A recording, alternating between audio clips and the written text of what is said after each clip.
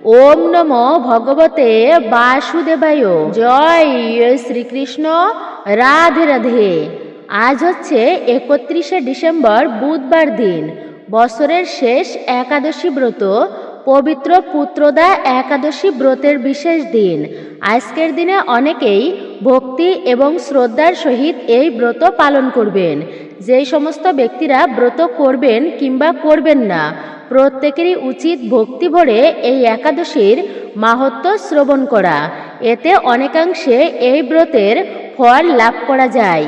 বছরের 24টি একাদশী ব্রত, এই 24টি একাদশী ব্রতের মধ্যে একটা শ্রেষ্ঠ ব্রত হচ্ছে এই পৌষ পুত্রদা একাদশী ব্রত। আজকের ভিডিওতে সেই বিষয়েই জানার চেষ্টা করি প্রত্যেকেই। আজকের ভিডিওটি খুবই গুরুত্বপূর্ণ। নমস্কার, আমি দীপা। দেশ ও দেশের বাইরে থেকে যে সকল দর্শকেরা এই মুহূর্তে ভিডিওটি অন করেছেন বা দেখতেছেন, তাদের প্রত্যেককে সুস্বাগত জানাই রায়কিশোরী দীপা অর্থাৎ সনাতন ধর্মীয় তথ্যমূলক চ্যানেলে। আমি সর্বদাই চেষ্টা করি সনাতন ধর্মের এরকমই সকল গুরুত্বপূর্ণ বিষয়গুলি আপনাদের সামনে উপস্থাপন করতে, শেয়ার করতে। আসুন কিছুক্ষণ সময় প্রত্যেকে ধৈর্য ধরে আজকের এই গুরুত্বপূর্ণ বিষয় প্রসঙ্গে আমরা বিস্তারিতভাবে জেনে নিই। ভিডিওটি শুরু থেকে শেষ পর্যন্ত ভক্তি, শ্রদ্ধা ও মনোযোগের সহিত শ্রবণ করে যদি আপনাদের ভালো লেগে থাকে, ভিডিওতে অবশ্যই একটি লাইক করবেন আর কমেন্টে জয় শ্রীকৃষ্ণের জয়, জয় শ্রীবিষ্ণুর জয়, জয় মা লক্ষ্মী দেবীর জয় অথবা আপনার আরাধ্য দেবদেবীর নামটি বা আপনার গুরুদেবের নামটি একটি বারের জন্য হলেও লিখে জানাবার জন্য বিশেষভাবে অনুরোধ জানাচ্ছি। চ্যানেলে নতুন হলে অবশ্যই চ্যানেলটি সাবস্ক্রাইব করবেন। পাশে থাকার নোটিফিকেশন বেল আইকনটি অবশ্যই অল করে দিবেন। ভিডিওতে অবশ্যই একটি লাইক করে কমেন্টে অবশ্যই আপনার মতামত জানাতে একদমই ভুলবেন না। আশা করছি আপনি এই ভিডিও থেকে উপকৃত এবং সমৃদ্ধ হবেন। ভিডিওটি সম্পূর্ণই শ্রবণ করুন ভক্তি ও শ্রদ্ধার সহিত এবং ভালোবাসা দিয়ে। অবশ্যই ভিডিওটি আপনি স্কিপ করবেন না, তাহলে মূল্যবান বিষয়গুলি বাদ পড়ে যেতে পারে। তাহলে চলুন প্রবেশ করা যাক আজকের মূল ভিডিওতে। একাদশী ব্রতের দিনটি হচ্ছে সর্বশ্রেষ্ঠ দিন। শনিবার শনিদেবের ব্রত রয়েছে, বৃহস্পতিবার মা লক্ষ্মী দেবীর ব্রত রয়েছে, সোমবার প্রভু শিবের ব্রত রয়েছে। এমনই ভাবে যত প্রকার ব্রত রয়েছে তার মধ্যে সবথেকে শ্রেষ্ঠ ব্রত হচ্ছে পবিত্র পুণ্য একাদশী ব্রত। বিশেষ করে বছরে 24টি একাদশী ব্রত রয়েছে, তার মধ্যে আবার এই পুত্রদা একাদশী ব্রত অন্যতম গুরুত্বপূর্ণ একাদশী। কেননা এই ব্রতটি পালন করলে যারা ধনপ্রাপ্তি করতে ইচ্ছা করেন, অনেকে আছেন মা লক্ষ্মী দেবীর পূজা অর্চনা আরাধনা করেন, কেন? হে দেবী মা, তুমি আমাকে ধন সম্পদ অর্থ দাও। তো এরকম যারা ধনী হতে চায়, ধনবান হতে চায়, সংসারে দারিদ্রতা দূরীভূত করতে চায়, এই ব্রতটি তাদের জন্য অত্যন্তই গুরুত্বপূর্ণ। কেননা এই পুত্রদা একাদশী ব্রত পালন করার ফলে ধনলাভ হবে। দ্বিতীয়ত বিষয় হচ্ছে যশলাভ, অর্থাৎ যারা সুনাম অর্জন করতে চায়, তারা সৌভাগ্য লাভ করতে চায়, যারা সুনাম অর্জন করবে তারা কেবলমাত্র এই একটি পৌষ পুত্রদা একাদশী ব্রত পালন করার ফলে। এবং সবথেকে গুরুত্বপূর্ণ হচ্ছে পুত্র সন্তান পর্যন্ত লাভ হয়ে থাকে বিধায় এই একাদশী ব্রতের নাম হয়েছে পুত্রদা একাদশী ব্রত। এই ব্রতটি পালন করার ফলে অপুত্র লাভতি পুত্রম, যে সমস্ত পিতামাতার পুত্র সন্তান নেই, অর্থাৎ এখনো পুত্র সন্তান লাভ হয়নি, ভগবানের কৃপায় যদি ভক্তি এবং শ্রদ্ধার সহিত সেভাবে ব্রত পালন করতে পারে, তবে পুত্র সন্তান পর্যন্ত প্রাপ্ত হবে, অর্থাৎ সন্তান পর্যন্ত প্রাপ্ত হবে তাদের। সেই জন্য এই একাদশী পুত্রদা একাদশী। তাই আমরা প্রথমেই জেনে নিই এই একাদশী ব্রতের, অর্থাৎ এই ব্রতের মূল তিথি কখন পর্যন্ত থাকবে।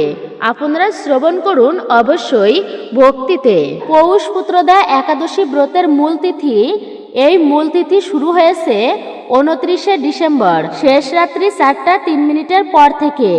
আর এই একাদশীর মূল তিথি থাকবে 30শে ডিসেম্বর মঙ্গলবার দিন, শেষ রাত্রি 1:49 পর্যন্ত। তাই যে সকল ভক্তরা আপনারা মঙ্গলবার দিন ব্রত করবেন তাদেরকে পালন করতে হবে বুধবার দিন। আর যে সমস্ত ভক্তরা আপনারা বুধবার দিন এই একাদশী ব্রতটি পালন করবেন, মানে মহা দ্বাদশী ব্রতটি আপনারা পালন করবেন, তো সেক্ষেত্রে আপনাদেরকে পালন করতে হবে বৃহস্পতিবার দিন। এই সময়টুকুর মধ্যেই পবিত্র পুত্রদা একাদশীর তিথি থাকবে। তবে আপনি যত ভালোভাবেই একটা একাদশী ব্রত পালন করুন না কেন, ভক্তি এবং শ্রদ্ধা সহকারে তো সেই ব্রতের সম্পূর্ণ ফল লাভ করার জন্য, কিন্তু যদি না সঠিক সময়ের মধ্যে পালন করা হয় তবে কিন্তু ব্রতের সম্পূর্ণ ফল লাভ করা যায় না। ব্রতের পালন একটা খুবই গুরুত্বপূর্ণ বিষয়। মুনি ঋষিরা পর্যন্ত ব্রত করার পরে সঠিক সময়ের মধ্যে পালন করতেন, মানে ব্রত ভঙ্গ করতেন। তো এই পৌষ পুত্রদা একাদশীর ব্রত আপনাদেরকে ভঙ্গ করতে হবে বা পালন করতে হবে 1 জানুয়ারি বৃহস্পতিবার দিন 6:41 থেকে 10:02 সময়ের মধ্যে। এই সময়টুকুর মধ্যেই ভগবানের প্রসাদ পঞ্চ রবিশস্য দিয়ে তারপরে ব্রত ভঙ্গ করতে হয়। এবং একটা বিষয় আপনাদেরকে বলে দিচ্ছি, প্রথমেই একাদশীর দিনে কোন কোন খাবার খাওয়া যাবে, যদিও আমরা অনেকেই জানি কম বা বেশি, তারপরেও বলে দিচ্ছি। মনে রাখবেন, একাদশীর দিনে যদি আপনারা নির্জলা ব্রত করতে পারেন, এটি হচ্ছে সর্বোত্তম ব্রত। নির্জলা যদি না করতে পারেন, ফলমূলাদি গ্রহণ করে ব্রত করবেন। যেমন যে কোনো প্রকার ফল খাওয়া যাবে। ফল খেয়েও যদি না হয়, অর্থাৎ ব্রত রাখতে আপনার কষ্ট হয়ে যায়, কাজে রয়েছেন, অসুস্থ, কষ্ট হয়ে যাচ্ছে, সেক্ষেত্রে আপনারা সবজি রান্না করে আপনারা খেতে পারেন। ফুলকপি, তারপরে হচ্ছে মিষ্টি কুমড়া, মিষ্টি আলু, পেঁপে, কাঁচা কলা, এই সমস্ত সবজি আপনারা সূর্যমুখী তেল অথবা ঘি দিয়ে, না হলে বাদাম তেল দিয়ে রান্না করে আপনারা খেতে পারেন। তবে মনে রাখবেন, ভুলেও কখনো সরিষার তেল সেই সবজির মধ্যে ব্যবহার করা একদমই উচিত নয়। কেননা একাদশীর দিনে ভুলেও কখনো পঞ্চ রবিশস্য গ্রহণ করা উচিত নয়। এতে পাপ না করেও পাপের ভাগী হতে হয়। একাদশীর দিনে যে খাবারগুলো খেতে নেই, প্রথমত হচ্ছে পঞ্চ রবিশস্য, সরিষা, তিল, তারপরে চাল থেকে যত প্রকার খাবার হয়, পিঠা, পায়েস, খিচুড়ি, গম থেকে যত প্রকার খাবার হয়, বিস্কুট, কেক, পাউরুটি, যে কোনো প্রকার ডাল, পেঁয়াজ, রসুন, মাছ, মাংস, এমনকি যে কোনো প্রকার শাক খাওয়া যাবে না একাদশী ব্রতের দিনে। এই সমস্ত খাবার অবশ্যই আমাদেরকে বর্জন করে চলাই উচিত। এবং অনেকেই বলে থাকেন যে একাদশীর দিনে রান্না করা খাবার দ্বাদশীর দিনে খাওয়া যাবে কি না। যেমন আমাদের জন্য একাদশী ব্রত, কিন্তু ভগবানের জন্য তো আর একাদশী ব্রত নয়। তাই ভগবানকে অবশ্যই ভোগ নিবেদন করা যায়, অন্নভোগ। সেই প্রসাদ দ্বাদশীর দিনে গ্রহণ করা যাবে কিনা, বা একাদশীর রান্না করা খাবার দ্বাদশীতে খাওয়া যাবে কিনা, অবশ্যই এমন প্রশ্ন অনেকেই করেন। অবশ্যই খাওয়া যাবে, মনে রাখবেন। তবে নিরামিষ খাবার খাওয়া উচিত, অর্থাৎ সেই খাবারটি নিরামিষ হওয়া অবশ্যই উচিত এবং ভগবানের প্রসাদ হওয়া উচিত। দ্বাদশীর দিনে নিরামিষ খাবার গ্রহণ করতে হয় এবং ভগবানের প্রসাদ হলে তা অবশ্যই দ্বাদশীর দিনে খেতে পারেন আপনি। এবং এই একাদশী ব্রতের দিনে কিছু কার্য কিন্তু ভুলেও করা উচিত নয়। তো প্রথমত হচ্ছে ক্ষৌরকর্ম করতে নেই, মানে চুলদাড়ি নখ কাটতে নেই এই দিনে। অবশ্যই একাদশী ব্রতের দিনে ভক্তকে রাত্রি জাগরণ করে সেই দিন বা রাত্রি পার করতে হয়। এই দিনে চুলদাড়ি নখ কাটলে এতে কিন্তু ব্রত ভঙ্গ হয় এবং ব্রতে দোষ লাগে। তাই ক্ষৌরকর্ম করতে নেই একাদশীতে এবং আজে বাজে কোনো কথা বলা উচিত নয়। অপশব্দ প্রয়োগ করতে নেই এবং ঝগড়া ঝামেলা অশান্তি করতে নেই, চিৎকার চেঁচামেচি করতে নেই। এতে ব্রত করলেও ব্রতের কিন্তু সম্পূর্ণ ফল লাভ করা যায় না। একাদশী ব্রতের দিনটি হচ্ছে সংযমের দিন। এই সময়ে কুসঙ্গ অর্থাৎ বাজে সঙ্গ করা উচিত নয়। উপবাস কি? উপ মানে নিকটে, বাস মানে বাস করা, মানে সারাটা দিন ভক্ত সঙ্গে কাটানো উচিত। আজে বাজে সঙ্গ না করে এখন আমি একাদশী ব্রত করলাম, আজে বাজে কথা বলে বেড়াই, নিন্দা সমালোচনা করে বেড়াই। এটাকে প্রকৃত উপবাস বলে না। তাই উপবাসের দিনে কখনো মিথ্যা কথা বলা উচিত নয়, অপশব্দ প্রয়োগ করা উচিত নয়। স্বয়ং যমরাজ তার যমদূতদেরকে বলেছেন, একাদশী ব্রত এতটাই পূর্ণ এবং শ্রেষ্ঠ যে যমরাজ পর্যন্ত বলেছেন, শুনে রেখো যমদূতগণ, যারা একাদশী ব্রত পালন করবে তাদেরকে কখনোই যমলোকে নিয়ে আসবে না। তারা স্বয়ং বৈকুণ্ঠ ধাম প্রাপ্ত হবে। তারা আমাদেরও পূজনীয়। আসুন এখন আমরা জেনে নিই এই পৌষ পুত্রদা একাদশীর ব্রত মাহাত্ম্য। প্রত্যেকের বলবো ধৈর্য ধরে আপনারা এই মাহাত্ম্য কথা শ্রবণ করবেন। এতে অনেকাংশে এই ব্রতের ফল লাভ করা যায়। শুরু করছি পুত্রদা একাদশী ব্রতের মাহাত্ম্য কথা। পুত্রদা একাদশীর মাহাত্ম্য ব্রহ্মাণ্ড পুরাণে বর্ণিত আছে। যুধিষ্ঠির মহারাজ ভগবান শ্রীকৃষ্ণকে বললেন, হে জগন্নাথ, পৌষ মাসের শুক্লপক্ষের একাদশীর নাম কি? বিধি বা কি? কোন দেবতা ওই দিনে পূজিত হন এবং আপনি কার প্রতি সন্তুষ্ট হয়ে সেই ব্রত ফল প্রদান করেছিলেন? কৃপা করে আমাকে সবিস্তারে তা বর্ণনা করুন। ভগবান শ্রীকৃষ্ণ প্রসন্ন হৃদয়ে বললেন, হে মহারাজ, এই একাদশী পুত্রদা নামে প্রসিদ্ধ। সর্বপাপ বিনাশিনী ও কামদা এই একাদশীর অধিষ্ঠাত্রী ঈশ্বর হলেন সিদ্ধিদাতা নারায়ণ। ত্রিলোকে এর মতো শ্রেষ্ঠ ব্রত আর নেই। এই ব্রতকারীকে নারায়ণ বিদ্বান ও যশস্বী করে তোলেন। এখন আমার কাছে পুত্রদা একাদশীর ব্রতের মাহাত্ম্য কথা শ্রবণ করো। ভদ্রাবতী রাজ্যে সুকেতুমান নামে এক রাজা ছিলেন। তার রানীর নাম ছিল সব্যা। রাজদম্পতি বেশ সুখে দিন যাপন করছিলেন।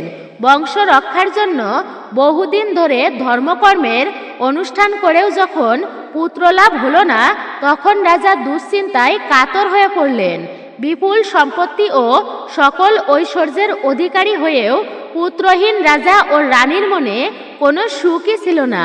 রাজার মাথায় একটা কথা ঘুরপাক খেতে থাকে, পুত্রহীন পিতার জন্মই বৃথা ও তার গৃহশূন্য।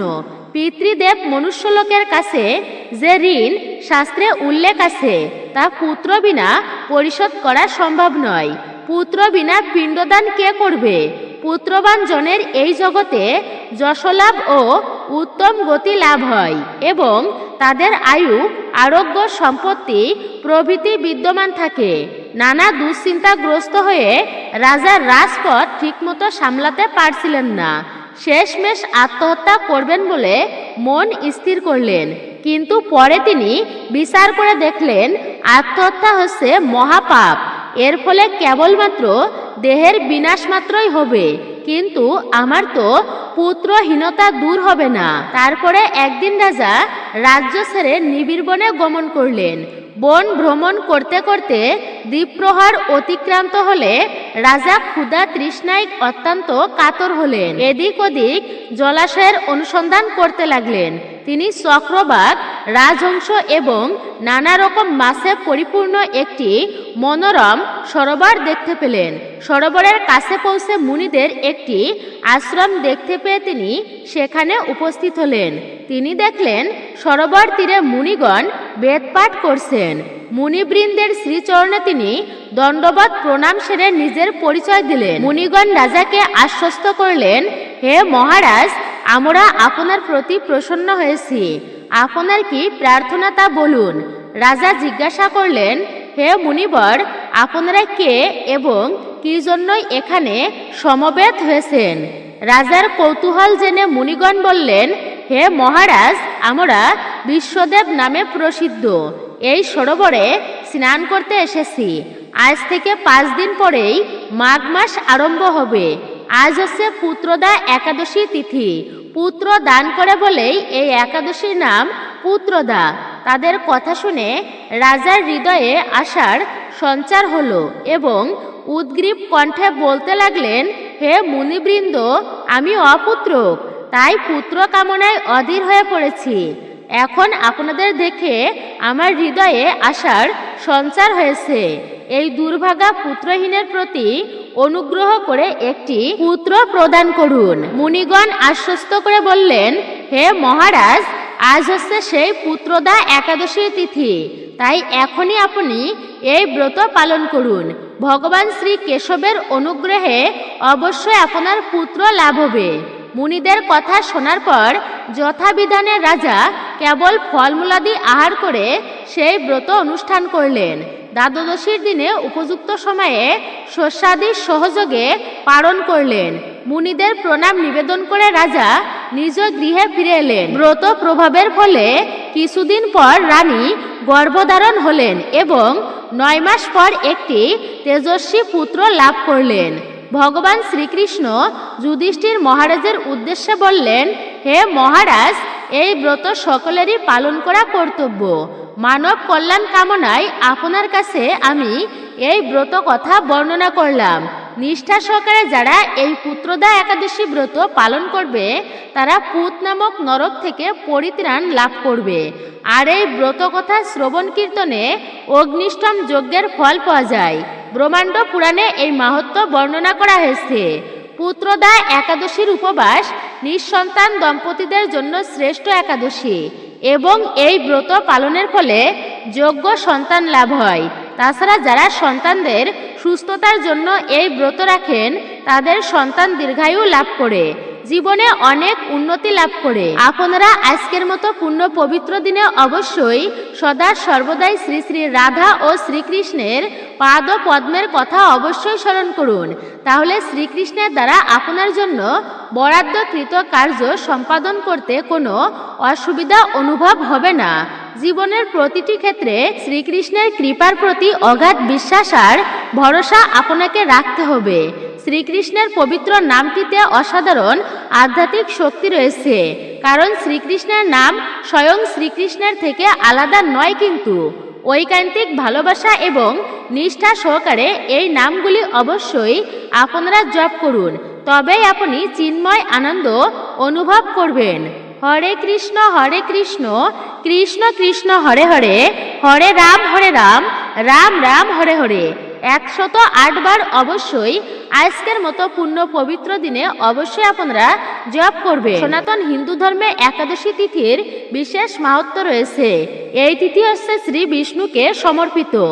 এই তিথিতে নারায়ণের পূজা অর্চনা করলে সন্তান সুখ লাভ করা যায়, পাশাপাশি সুখ সমৃদ্ধি ধন সম্পত্তি অর্জন করাও সম্ভব হয়। কাঙ্ক্ষিত ইচ্ছা অপূর্ণ থাকলে সেই ইচ্ছাও পূর্ণ হয় এই তিথিতে। পুত্রদা একাদশীর দিনে নারায়ণের পূজা ও ব্রত কথা পাঠ করলে সুফল লাভ পাওয়া যায়। একাদশী তিথিতে উপবাসকারী ভক্তরা কিছু নিয়ম অবশ্যই মেনে চলেন। প্রবল ভক্তেরা ভগবান বিষ্ণুর প্রতি শ্রদ্ধা জানাতে সারা রাত্রি তারা জেগে থাকেন।